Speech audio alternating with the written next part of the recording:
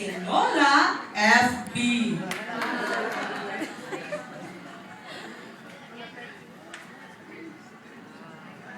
Sa isang bayan ng Wi-Fi, may isang modernong lola na ang pangalan ay FB.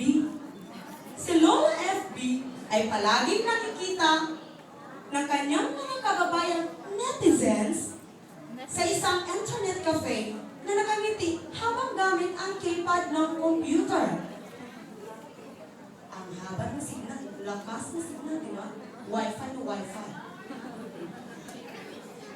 Makikita talaga sa masayang mukha ni Lola FB ang sobrang kilig at pagmamahal niya sa kanyang ka-online chat na isa palang foreigner.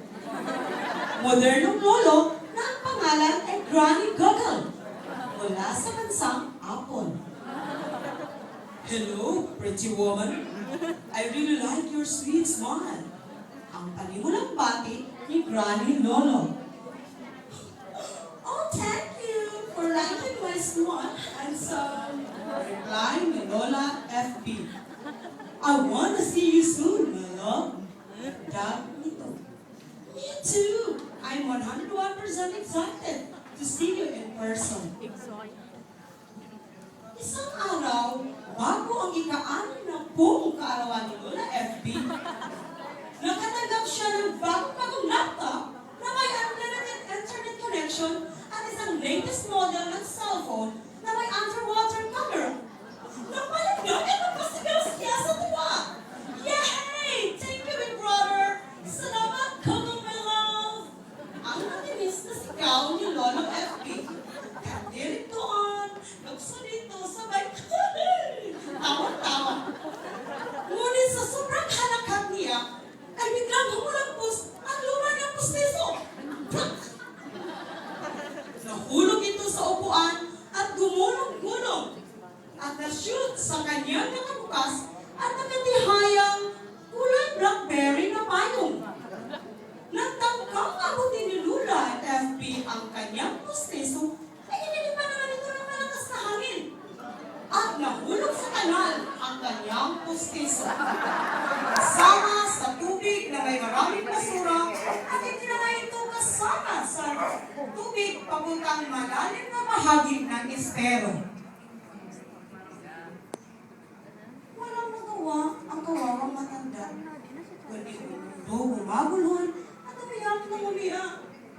Dahil sa matinding karaputan, nagkulong si Lola FB sa kanyang bahay sa barangay Instagram.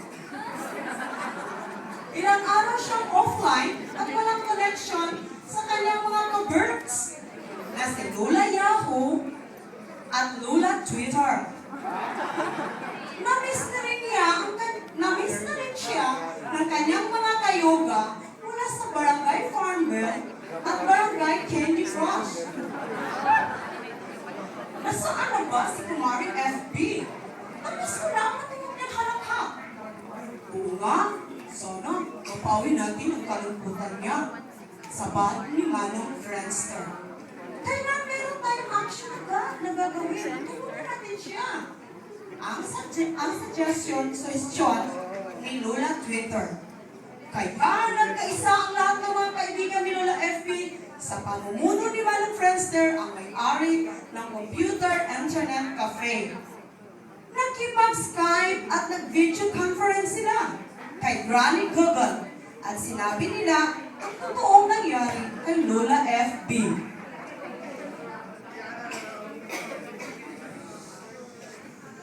Nagbunga naman agad-agad ang kanilang pagkakaisa. Sa lakas ng signal ng satellite ng pag-ibig, buhay! Agad na lumipad si Granny Google mula sa bansang Apple, kasama ang kanyang nakakabatang kapatid mula sa bansang Samsung Galaxy at ang nag-iisang anak na si iPhone 5. Pulo sila sa lugar ni Lola FB sa barangay Instagram sa bayan ng Wi-Fi. Dala-dala niya ang pustisong gold na talagang ipinasadya pa niya sa paggawaan ng Nokia Company. Kasama ang isang diamond ring for his marriage proposal. Talagang nasurpresa si Lola FB sa biglang pagdating ni Granny Google. Lalo na nang magpropose ito sa harap ng maraming tao. Will you marry me, FB? Buong pusong tanong nito. Hindi agad na matumpik-tumpik si Granny Gogol. At karak-karakang sinagot si Granny, hindi agad nagpatumpik-tumpik si Lola FB. At karak-karakang sinagot si Granny Gogol sa malakas na yes! May kasama. Yan ang halik.